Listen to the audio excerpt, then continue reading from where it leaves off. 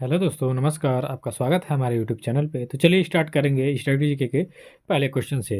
निशानगंधी नृत्य उत्सव भारत के किस राज्य में मनाया जाता है? तो दोस्तों, निशानगंधी नृत्य उत्सव की बात करेंगे, यह मनाया जाता है आपके केरल राज्य में। ठीक है, सही उत्तर इसका हो जाएगा आपका विकल्प ए, कि निशानगंधी जो नृत्य उत्सव है यह भारत के केरल राज्य में मनाया जाता है। ठीक है, और ये आपके एग्जाम की दृष्टि से बहुत ही इंपॉर्टेंट क्वेश्चन है। तो चलिए नेक्स्ट क्वेश्चन की तरफ चलेंगे। नेक्स्ट क्वेश्चन है आपका, दीपिका रेड्डी का संबंध निम्नलिखित में से किस शास्त्रीय नृत्य शैली से है? तो यहाँ बात करेंगे दीपिका रेड्डी की, तो इनका जो शास्त्रीय नृत्य शैली है वो आपका मणिपुर है। ठीक है, ये मणिपुरी जो है, दीपिका रेड्डी का जो संबंध है यह मणिपुरी से है। ठीक है, किससे है? मणिपुरी से। तो सही उत्तर हो जाएगा यहाँ पे आपका विकल्प सी, कि दीपिका रेड्डी का जो संबंध है यह आपके मणिपुरी से है। ठीक है, मणिपुरी जो है यह एक शास्त्रीय नृत्य है। ठीक है, 8 शास्त्रीय नृत्यों में से एक शास्त्रीय नृत्य है। ठीक है, तो सही उत्तर हो जाएगा यहाँ पे विकल्प आपका सी। अगले क्वेश्चन की बात करेंगे कि मिंजर मेला निम्नलिखित में से किस राज्य का लोकप्रिय मेला है?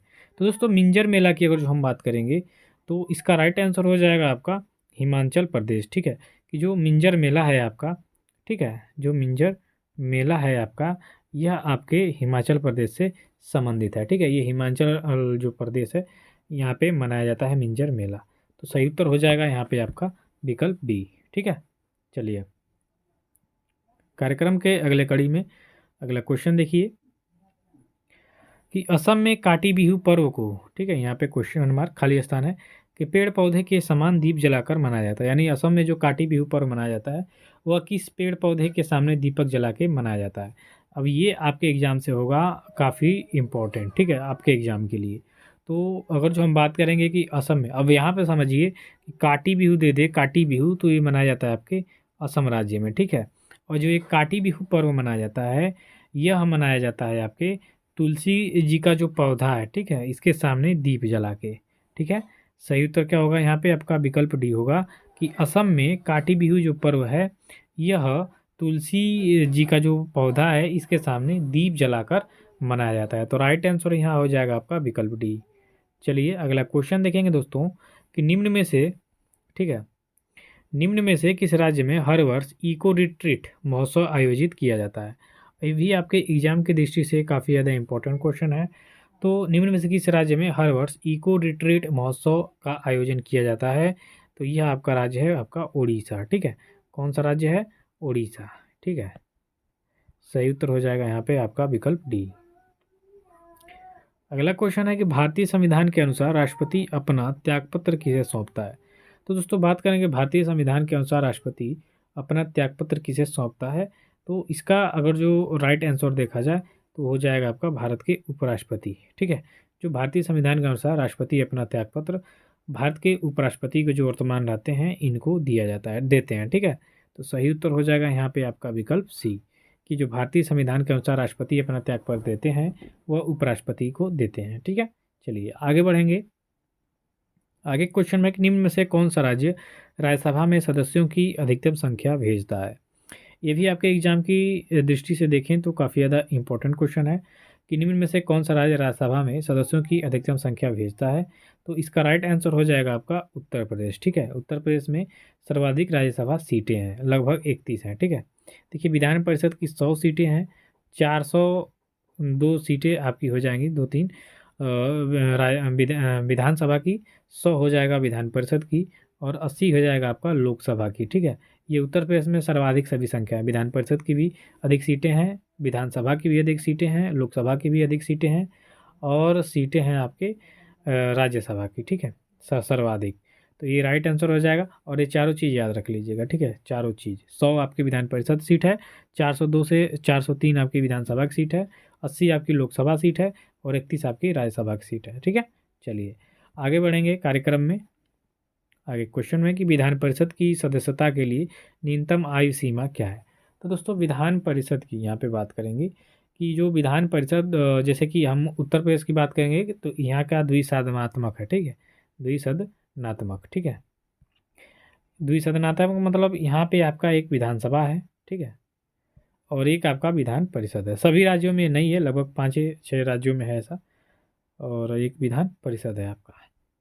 द्विसदनात्मक है, ठीक है, द्विसदनीय विधान जो हमका इनका सभा है, सदन है, द्विसदनीय है, ठीक है, उत्तर प्रदेश का। तो यहाँ पे परिषद की सदस्यता के लिए न्यूनतम आयु कितनी होनी चाहिए? तो 30 वर्ष होनी चाहिए, ठीक है। 25 वर्ष होनी चाहिए आपके विधानसभा के अध्यक्ष बनने के लिए, और विधानसभा का सदस्य बनने के लिए, और लोकसभा का सदस्य बनने के लिए, और 30 वर्ष चाहिए आपको राज्यसभा का और विधान परिषद का सदस्य बनने के लिए। तो यहाँ सही उत्तर होगा आपका विकल्प ए। आगे बढ़ेंगे कि भारत में मतदान की आयु कब घटाकर 18 वर्ष कर दिया गया। तो बात करेंगे कि भारत में मतदान की आयु कब घटाकर 18 वर्ष कर दिया गया। तो इसका यहाँ पे सही उत्तर हो जाएगा 1989 यानी 1989 को, ठीक है, 1989 को सही उत्तर हो जाएगा विकल्प बी। आगे क्वेश्चन में कि दिल्ली उच्च न्यायालय की पहली महिला न्यायाधीश कौन थी। काफ़ी ज़्यादा इंपॉर्टेंट क्वेश्चन आपके एग्जाम की दृष्टि से। तो दिल्ली उच्च न्यायालय की पहली महिला न्यायाधीश थी आपकी लीला सेठ, ठीक है। सही उत्तर हो जाएगा यहाँ पे आपका विकल्प सी। दिल्ली उच्च न्यायालय की पहली महिला न्यायाधीश थी लीला सेठ, ठीक है। चलिए अगला क्वेश्चन देखिए, सूर्य ग्रहण के समय निम्नलिखित में से कौन मध्य में रहता है। तो जब सूर्य ग्रहण होता है तो मध्य में रहता है कौन, ठीक है। तो इसका सही उत्तर हो जाएगा चंद्रमा। सूर्य ग्रहण में जैसे आपकी ये जो पृथ्वी है ये चंद्रमा है, ठीक है, और ये सूर्य है, तो इन दोनों के, सूर्य और पृथ्वी के बीच में जब चंद्रमा आता है तो सूर्य ग्रहण होता है, ठीक है, याद रखिएगा। अगले क्वेश्चन की बात करेंगे कि नदी डेल्टा बनाना किस प्रक्रिया का परिणाम है। तो दोस्तों नदी डेल्टा बनाना ये आपके वाष्पीकरण प्रक्रिया का क्या है, परिणाम है। तो सही उत्तर हो जाएगा यहाँ पे आपका विकल्प सी कि नदी डेल्टा बनाना वाष्पीकरण का परिणाम है, ठीक है। तो सही उत्तर सी हो जाएगा। अगला क्वेश्चन है कि निम्नलिखित में से कौन सा स्थान विषुवत रेखा के सर्वाधिक निकट स्थित है। तो दोस्तों विषुवत रेखा के सर्वाधिक निकट स्थित आपका इसमें से स्थान कौन है। तो ये है आपका पिगमेलिया पॉइंट। कौन है, पिगमेलिया पॉइंट। तो सही उत्तर हो जाएगा यहाँ विकल्प सी, जो आपका पिगमेलिया पॉइंट है, ठीक है, पिगमेलिया पॉइंट, यह आपके विषुवत रेखा के जो रेखा है इसके निकट है सर्वाधिक। तो सही उत्तर सी हो जाएगा। अगला क्वेश्चन है निम्नलिखित में से कौन सा राज्य नेपाल के साथ अपनी सीमा साझा नहीं करता है। तो इसमें से जो राज्य हो जाएगा आपका असम हो जाएगा, ठीक है, कि असम जो है ये नेपाल के साथ अपनी सीमा साझा नहीं करता है। आगे का क्वेश्चन देखेंगे, गुवाहाटी किस नदी के किनारे पर स्थित है दोस्तों। तो गुवाहाटी की यहाँ और जो हम यहाँ पे बात करेंगे तो यह स्थित है आपके ब्रह्मपुत्र नदी पे। सही उत्तर हो जाएगा यहाँ विकल्प आपका ये, ठीक है। चलिए अगला क्वेश्चन है 15वें वित्त आयोग का गठन कब हुआ था। तो दोस्तों 15वें वित्त आयोग की बात अगर जो हम करेंगे तो इसका जो हुआ था आपका हो जाएगा 2017 में, ठीक है। 15वें वित्त आयोग का गठन हुआ था 2017 में, ठीक है। सही उत्तर हो जाएगा यहाँ पे आपका विकल्प बी। आगे देखेंगे कि रोलिंग प्लान किन दो पंचवर्षीय योजनाओं के बीच लागू किया गया था। ये इंपॉर्टेंट क्वेश्चन है आपके इकोनॉमी से। तो रोलिंग प्लान किन दो पंचवर्षीय योजनाओं के बीच लागू हुआ था। तो इसका राइट आंसर हो जाएगा 5वीं और 6वीं पंचवर्षीय योजना के बीच में रोलिंग प्लान जो है यह लागू किया गया था। अगला क्वेश्चन है कि राजस्व व्यय तथा राजस्व आय का अंतर क्या कहलाता है। तो दोस्तों राजस्व व्यय तथा राजस्व आय का जो अंतर है यह कहलाता है आपका राजस्व घाटा। क्या कहलाता है दोस्तों, राजस्व घाटा। तो सही उत्तर हो जाएगा यहाँ पे आपका विकल्प डी। अगला क्वेश्चन है सेब में निम्नलिखित में से कौन सा एसिड पाया जाता है। तो दोस्तों सेब में एसिड की बात करेंगे तो इसमें पाया जाता है आपका मैलिक एसिड, ठीक है। मैलिक अम्ल जो है यह आपके सेब में पाया जाता है। तो सही उत्तर हो जाएगा यहाँ पे आपका विकल्प डी कि सेब में मैलिक अम्ल पाया जाता है, ठीक है। चलिए नेक्स्ट क्वेश्चन देखेंगे आपका, फूलों के बीच विद्यमान पीले रंग की धूल क्या कहलाती है। तो फूलों के बीच जो विद्यमान पीला रंग होता है इसको हम जानते हैं पराग के नाम से, ठीक है। सही उत्तर हो जाएगा यहाँ विकल्प ए। अगला क्वेश्चन है किस राज्य सरकार ने कक्षा 8 के छात्रों को टैब, ठीक है, यहाँ पे टैब टाइप करना भूल गया है, टैब वितरण शुरू किया है, ठीक है। तो इसका राइट आंसर हो जाएगा आपका विकल्प बी। आंध्र प्रदेश के सरकार ने कक्षा 8 के छात्रों को टैब वितरण शुरू किया है, ठीक है। तो सही उत्तर हो जाएगा विकल्प बी।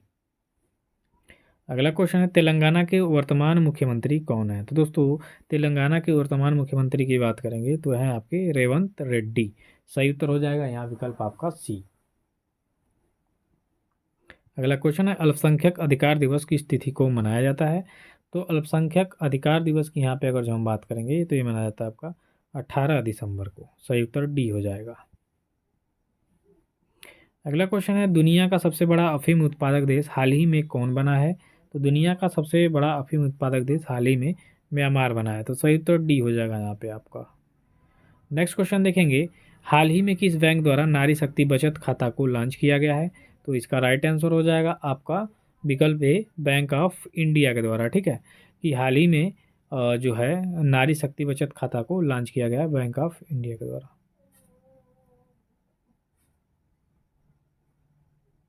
सॉरी, इसका भारतीय स्टेट बैंक होगा। ठीक है, ये गलत है। चलिए, तो आज की वीडियो में बस इतना ही, मिलते हैं नेक्स्ट वीडियो में, तब तक के लिए धन्यवाद। Thank you so much.